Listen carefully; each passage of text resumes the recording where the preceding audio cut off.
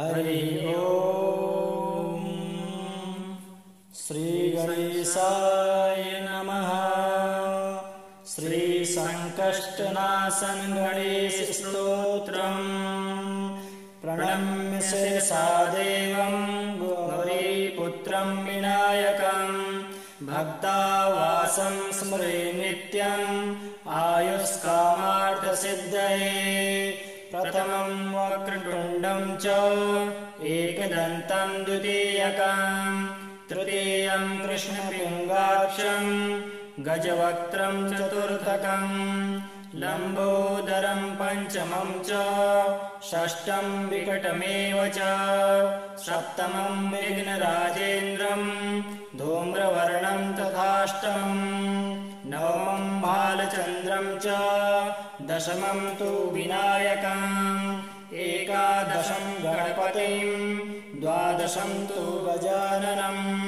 द्वादशैतानि नामानि त्रिसन्ध्यं यः पठेन्नरः न च विघ्नभयं तस्य सर्वसिद्धिकरं परम्। विद्यार्थी लभते विद्यां धनार्थी लभते धनम् पुत्रार्थे लभते पुत्रान् मोक्षार्थे लभते गतिम्। जपेत् गणपतिस्तोत्रम् षड्भिर्मासैः फलं लभेत् संवत्सरेण सिद्धिं च लभते नात्र संशयः। अष्टभ्यो ब्राह्मणेभ्यश्च लिखित्वा यः समर्पयेत् तस्य विद्या भवेत् सर्वा गणेशस्य प्रसादतः। प्रणम्य शिरसा देवं गौरीपुत्रं विनायकं भक्तावासं स्मरे नित्यम् आयुष्कामार्थसिद्धये। प्रथमं वक्रतुण्डं च एकदन्तं द्वितीयकं तृतीयं कृष्णपिङ्गाक्षं गजवक्त्रं चतुर्थकं लम्बोदरं पञ्चमं च षष्ठं विकटमेव च सप्तमं विघ्नराजेन्द्रं धूम्रवर्णं तथाष्टमं नवमं बालचन्द्रं च दशमं तु विनायकम् एकादशं गणपतिं द्वादशं तु गजाननं द्वादशैतानि नामानि त्रिसन्ध्यं यः पठेन्नरः न च विघ्नभयं तस्य सर्वसिद्धिकरं परम्। विद्यार्थी लभते विद्यां धनार्थी लभते धनम् पुत्रार्थे लभते पुत्रान् मोक्षार्थे लभते गतिम्। जपेत् गणपतिस्तोत्रं षड्भिर्मासैः फलं लभेत् संवत्सरेण सिद्धिं च लभते नात्र संशयः। अष्टभ्यो ब्राह्मणेभ्यश्च लिखित्वा यः समर्पयेत् तस्य विद्या भवेत् सर्वा गणेशस्य प्रसादतः। प्रणम्य शिरसा देवं गौरीपुत्रं विनायकं भक्तावासं स्मरे नित्यम् आयुष्कामार्थसिद्धये। प्रथमं वक्रतुण्डं च एकदन्तं द्वितीयकं तृतीयं कृष्णपिङ्गाक्षं गजवक्त्रं चतुर्थकं लम्बोदरं पञ्चमं च षष्ठं विकटमेव च सप्तमं विघ्नराजेन्द्रं धूम्रवर्णं तथाष्टमं नवमं बालचन्द्रं च दशमं तु विनायकम् एकादशं गणपतिं द्वादशं तु गजाननं द्वादशैतानि नामानि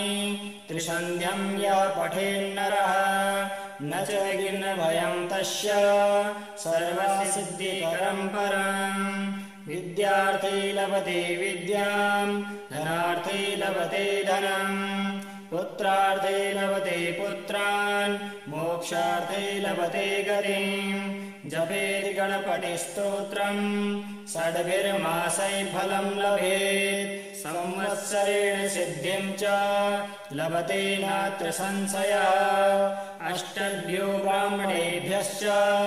लिखित्वा यः समर्पयेत् तस्य विद्या भवेत् सर्वा गणेशस्य प्रसादतः प्रणम्य शिरसा देवम् गौरीपुत्रम् विनायकम् भक्तावासं स्मरे नित्यम् आयुष्कामार्थसिद्धये प्रथमम् वक्रतुण्डम् च एकदन्तम् द्वितीयकम् तृतीयम् कृष्णपिङ्गाक्षम् गजवक्त्रम् चतुर्थकम् लम्बोदरम् पञ्चमम् च षष्ठम् विकटमेव च सप्तमम् विघ्नराजेन्द्रम् धूम्रवर्णम् तथाष्टमम् नवमम् बालचन्द्रम् च दशमम् तु विनायकम् एकादशम् गणपतिम् द्वादशम् तु गजाननम् द्वादशैतानि नामानि त्रिसन्ध्यम् यः पठेन्नरः न च विघ्नभयम् तस्य सर्वसिद्धिकरम् परम् विद्यार्थी लभते विद्याम् धनार्थी लभते धनम् पुत्रार्थे लभते पुत्रान् मोक्षार्थे लभते गतिम् जपेति गणपतिस्तोत्रम् षड्भिर्मासैः फलम् लभेत् संवत्सरेण सिद्धिम् च लभते नात्र संशयः अष्टभ्यो ब्राह्मणेभ्यश्च लिखित्वा यः समर्पयेत् तस्य विद्या भवेत् सर्वा गणेशस्य प्रसादतः प्रणम्य शिरसा देवम् गौरीपुत्रम् विनायकम् भक्तावासं स्मरे नित्यम् आयुष्कामार्थसिद्धये प्रथमम् वक्रतुण्डम् च एकदन्तम् द्वितीयकम् तृतीयम् कृष्णपिङ्गाक्षम् गजवक्त्रम् चतुर्थकम् लम्बोदरम् पञ्चमम् च षष्ठम् विकटमेव च सप्तमम् विघ्नराजेन्द्रम् धूम्रवर्णम् तथाष्टमम् नवमम् बालचन्द्रम् च दशमम् तु विनायकम्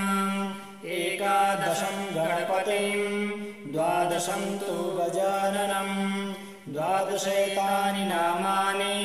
त्रिसन्ध्यम् यः पठेन्नरः न च विघ्नभयम् तस्य सर्वसिद्धिकरम् परम् विद्यार्थी लभते विद्याम् धनार्थी लभते धनम् पुत्रार्थे लभते पुत्रान् मोक्षार्थे लभते गतिम् जपेति गणपतिस्तोत्रम् षड्भिर्मासैः फलम् लभेत् संवत्सरेण सिद्धिम् च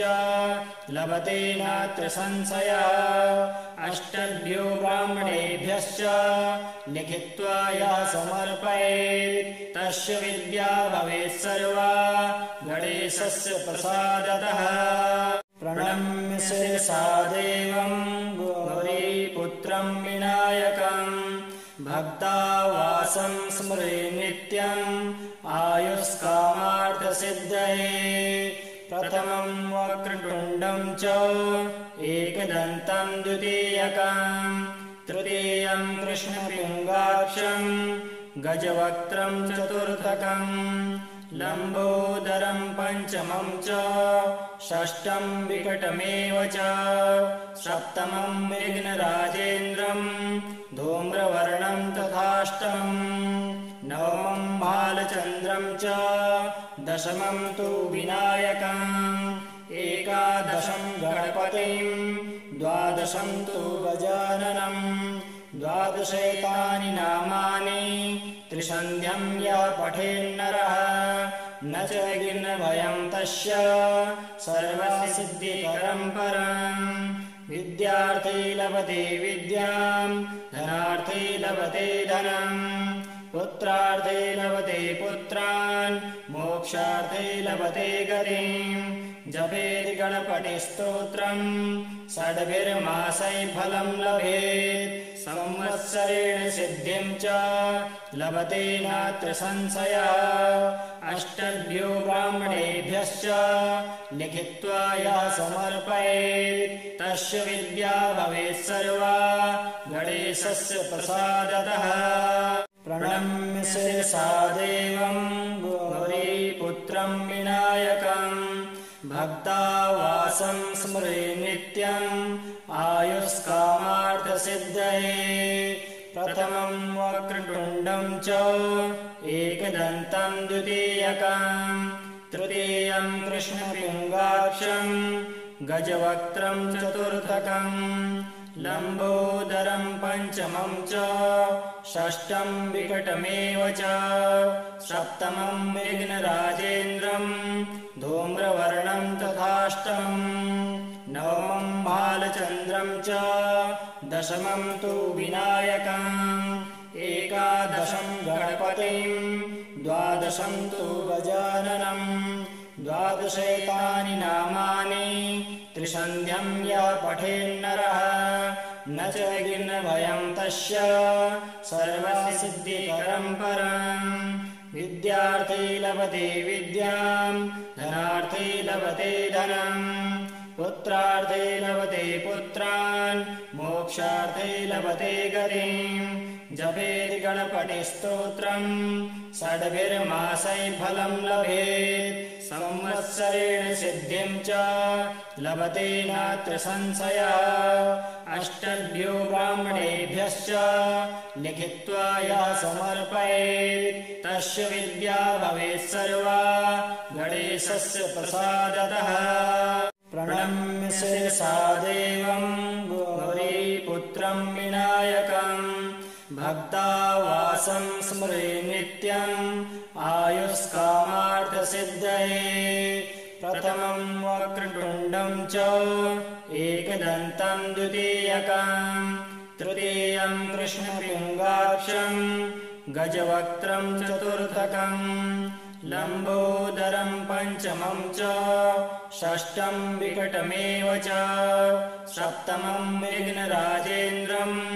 धूम्रवर्णं तथाष्टमम् नवमं बालचन्द्रं च दशमं तु विनायकम् एकादशं गणपतिं द्वादशं तु गजाननम् द्वादशैतानि नामानि त्रिसन्ध्यं यः पठेन्नरः न च विघ्नभयं तस्य सर्वसिद्धिकरं परम् विद्यार्थी लभते विद्यां धनार्थी लभते धनम् पुत्रार्थे लभते पुत्रान् मोक्षार्थे लभते गतिम् जपेति गणपतिस्तोत्रम् षड्भिर्मासैः फलं लभेत् संवत्सरेण सिद्धिं च लभते नात्र संशयः अष्टभ्यो ब्राह्मणेभ्यश्च लिखित्वा यः समर्पयेत् तस्य विद्या भवेत् सर्वा गणेशस्य प्रसादतः प्रणम्य शिरसा देवं गौरीपुत्रं विनायकम् भक्तावासं स्मरे नित्यम् आयुष्कामार्थसिद्धये प्रथमं वक्रतुण्डं च एकदन्तं द्वितीयकम् तृतीयं कृष्णपिङ्गाक्षं गजवक्त्रं चतुर्थकम् लम्बोदरं पञ्चमं च षष्ठं विकटमेव च सप्तमं विघ्नराजेन्द्रं धूम्रवर्णं तथाष्टमम् नवमं बालचन्द्रं च दशमं तु विनायकम् एकादशं गणपतिं द्वादशं तु गजाननम् द्वादशैतानि नामानि त्रिसन्ध्यं यः पठेन्नरः न च विघ्नभयं तस्य सर्वसिद्धिकरं परम् विद्यार्थी लभते विद्यां धनार्थी लभते धनम् पुत्रार्थे लभते पुत्रान् मोक्षार्थे लभते गतिम् जपेति गणपतिस्तोत्रम् षड्भिर्मासैः फलं लभेत् संवत्सरेण सिद्धिं च लभते नात्र संशयः अष्टभ्यो ब्राह्मणेभ्यश्च लिखित्वा यः समर्पयेत् तस्य विद्या भवेत् सर्वा गणेशस्य प्रसादतः प्रणम्य शिरसा देवं गौरीपुत्रं विनायकम् भक्तावासं स्मरे नित्यम् आयुष्कामार्थसिद्धये प्रथमं वक्रतुण्डं च एकदन्तं द्वितीयकम् तृतीयं कृष्णपिङ्गाक्षं गजवक्त्रं चतुर्थकम् लम्बोदरं पञ्चमं च षष्ठं विकटमेव च सप्तमं विघ्नराजेन्द्रं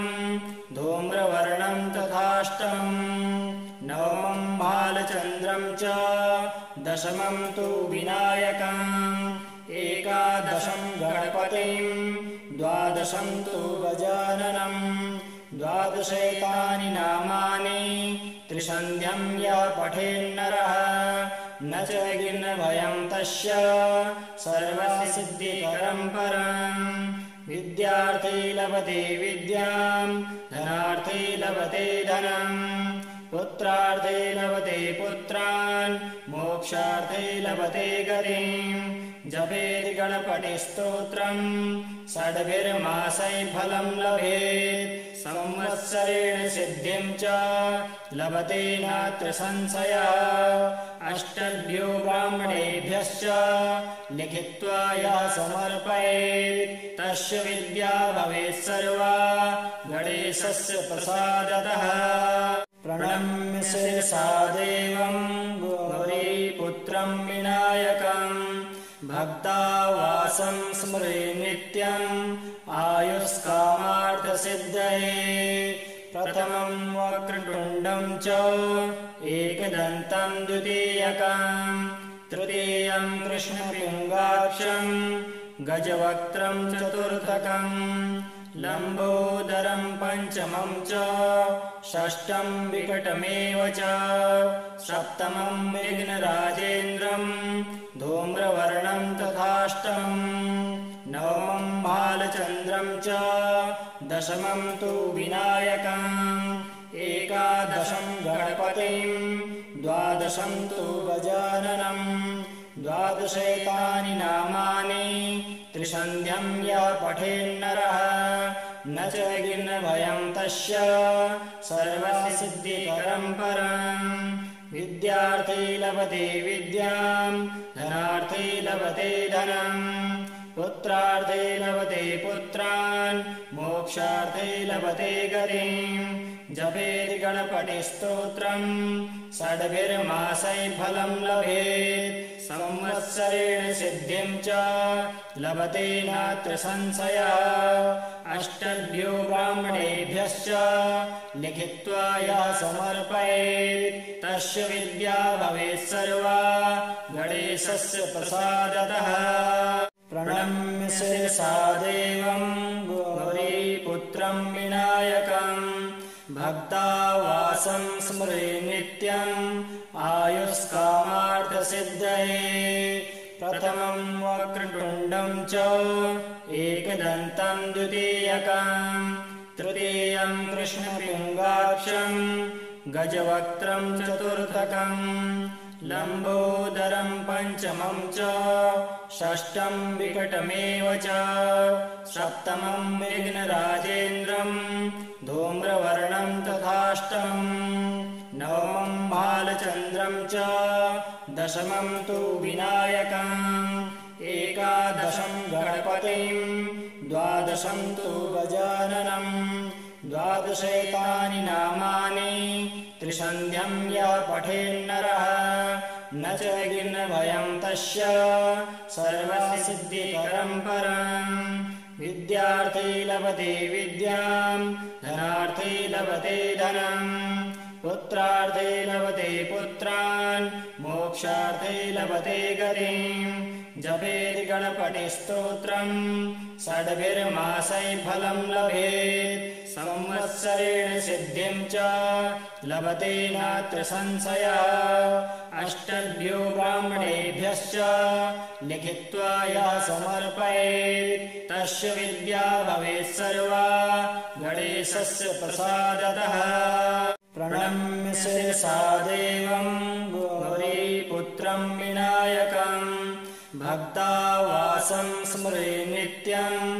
आयुष्कामार्थसिद्धये प्रथमम् वक्रतुण्डम् च एकदन्तम् द्वितीयकम् तृतीयम् कृष्णपिङ्गाक्षम् गजवक्त्रम् चतुर्थकम् लम्बोदरम् पञ्चमम् च षष्ठम् विकटमेव च सप्तमम् विघ्नराजेन्द्रम् धूम्रवर्णम् तथाष्टमम् नवमम् बालचन्द्रम् च दशमम् तु विनायकम् एकादशम् गणपतिम् द्वादशम् तु गजाननम् द्वादशैतानि नामानि त्रिसन्ध्यम् यः पठेन्नरः न च विघ्नभयम् तस्य सर्वसिद्धिकरम् परम् विद्यार्थी लभते विद्याम् धनार्थी लभते धनम् पुत्रार्थे लभते पुत्रान् मोक्षार्थे लभते गतिम् जपेति गणपतिस्तोत्रम् षड्भिर्मासैः फलम् लभेत् संवत्सरेण सिद्धिम् च लभते नात्र संशयः अष्टभ्यो ब्राह्मणेभ्यश्च लिखित्वा यः समर्पयेत् तस्य विद्या भवेत् सर्वा गणेशस्य प्रसादतः प्रणम्य शिरसा देवम् गौरीपुत्रम् विनायकम् भक्तावासं स्मरे नित्यम्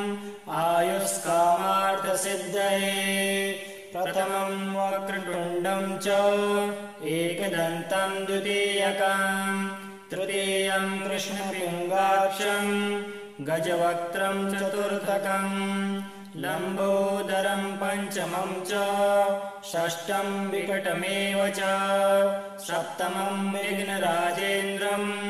धूम्रवर्णम् तथाष्टमम् नवमम् बालचन्द्रम् च दशमम् तु विनायकम् एकादशम् गणपतिम् द्वादशम् तु गजाननम् द्वादशैतानि नामानि त्रिसन्ध्यम् यः पठेन्नरः न च विघ्नभयम् तस्य सर्वसिद्धिकरम् परम् विद्यार्थी लभते विद्याम् धनार्थी लभते धनम् पुत्रार्थे लभते पुत्रान् मोक्षार्थे लभते गतिम् जपेति गणपतिस्तोत्रम् षड्भिर्मासैः फलम् लभेत् संवत्सरेण सिद्धिम् च लभते नात्र संशयः अष्टभ्यो ब्राह्मणेभ्यश्च लिखित्वा यः समर्पयेत् तस्य विद्या भवेत् सर्वा गणेशस्य प्रसादतः प्रणम्य शिरसा देवम् गौरीपुत्रम् विनायकम् भक्तावासं स्मरे नित्यम् आयुष्कामार्थसिद्धये प्रथमम् वक्रतुण्डम् च एकदन्तम् द्वितीयकम् तृतीयम् कृष्णपिङ्गाक्षम् गजवक्त्रम् चतुर्थकम् लम्बोदरम् पञ्चमम् च षष्ठम् विकटमेव च सप्तमम् विघ्नराजेन्द्रम् धूम्रवर्णम् तथाष्टमम् नवमम् बालचन्द्रम् च दशमम् तु विनायकम् एकादशम् गणपतिम् द्वादशम् तु गजाननम् द्वादशैतानि नामानि त्रिसन्ध्यम् यः पठेन्नरः न च विघ्नभयम् तस्य सर्वसिद्धिकरम् परम् विद्यार्थी लभते विद्याम् धनार्थी लभते धनम् पुत्रार्थे लभते पुत्रान् मोक्षार्थे लभते गतिम् जपेति गणपतिस्तोत्रम् षड्भिर्मासैः फलं लभेत् संवत्सरेण सिद्धिं च लभते नात्र संशयः अष्टभ्यो ब्राह्मणेभ्यश्च लिखित्वा यः समर्पयेत् तस्य विद्या भवेत् सर्वा गणेशस्य प्रसादतः प्रणम्य शिरसा देवं गौरीपुत्रं विनायकम् भक्तावासं स्मरे नित्यम् आयुष्कामार्थसिद्धये प्रथमं वक्रतुण्डं च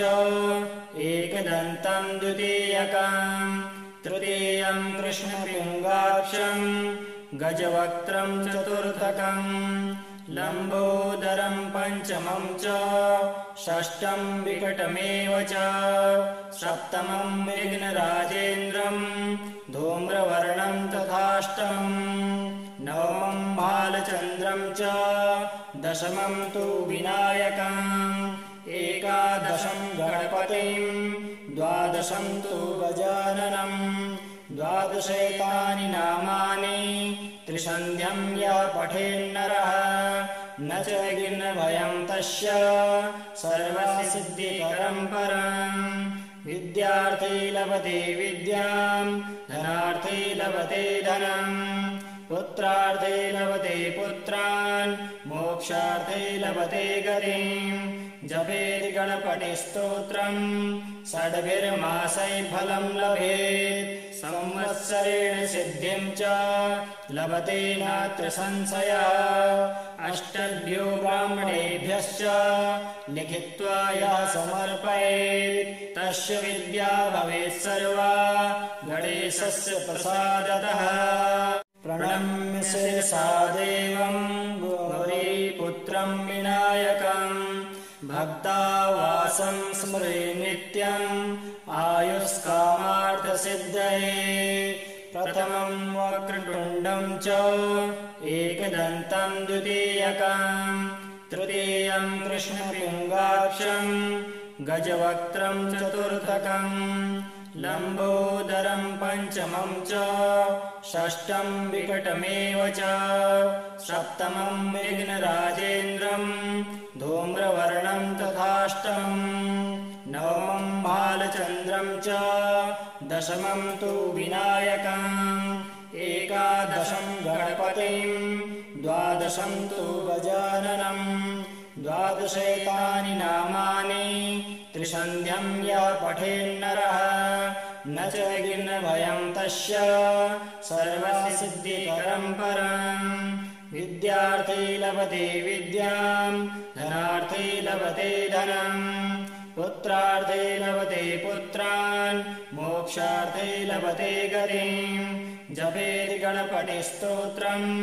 षड्भिर्मासैः फलं लभेत् संवत्सरेण सिद्धिं च लभते नात्र संशयः अष्टभ्यो ब्राह्मणेभ्यश्च लिखित्वा यः समर्पयेत् तस्य विद्या भवेत् सर्वा गणेशस्य प्रसादतः प्रणम्य शिरसा देवं गौरीपुत्रं विनायकम् भक्तावासं स्मरे नित्यम् आयुष्कामार्थसिद्धये प्रथमं वक्रतुण्डं च एकदन्तं द्वितीयकम् तृतीयं कृष्णपिङ्गाक्षं गजवक्त्रं चतुर्थकम् लम्बोदरं पञ्चमं च षष्ठं विकटमेव च सप्तमं विघ्नराजेन्द्रं धूम्रवर्णं तथाष्टमम् नवमं बालचन्द्रं च दशमं तु विनायकम् एकादशं गणपतिं द्वादशं तु गजाननम् द्वादशैतानि नामानि त्रिसन्ध्यं यः पठेन्नरः न च विघ्नभयं तस्य सर्वसिद्धिकरं परम्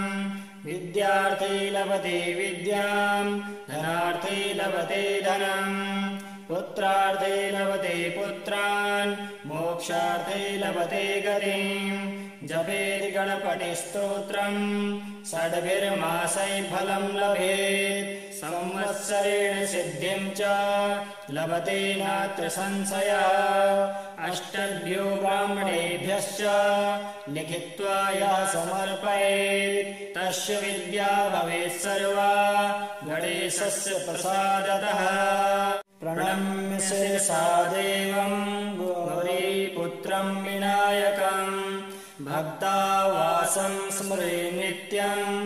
आयुष्कामार्थसिद्धये प्रथमम् वक्रतुण्डम् च एकदन्तम् द्वितीयकम् तृतीयम् कृष्णपिङ्गाक्षम् गजवक्त्रम् चतुर्थकम् लम्बोदरम् पञ्चमम् च षष्ठम् विकटमेव च सप्तमम् विघ्नराजेन्द्रम् धूम्रवर्णम् तथाष्टमम्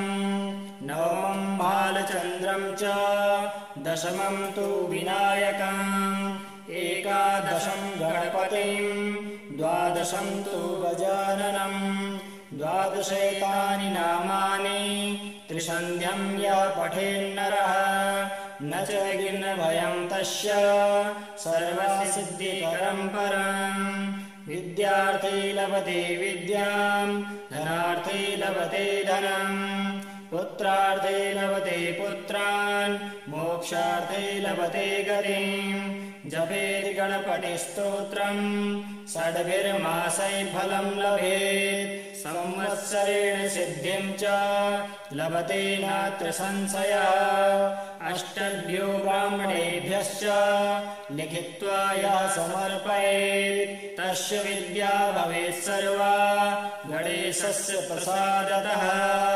प्रणम्य शिरसा देवम् गौरीपुत्रम् विनायकम् भक्तावासं स्मरे नित्यम्